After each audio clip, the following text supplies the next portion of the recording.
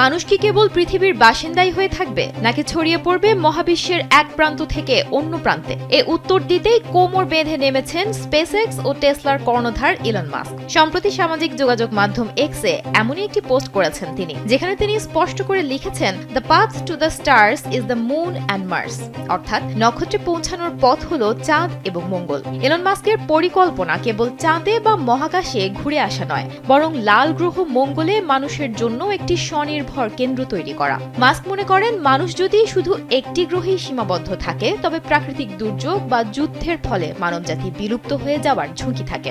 দেশের মানুষের দৃষ্টিশক্তিকে সুরক্ষিত রাখার প্রত্যয় নিয়ে এলো সেফ এলইডি লাইট।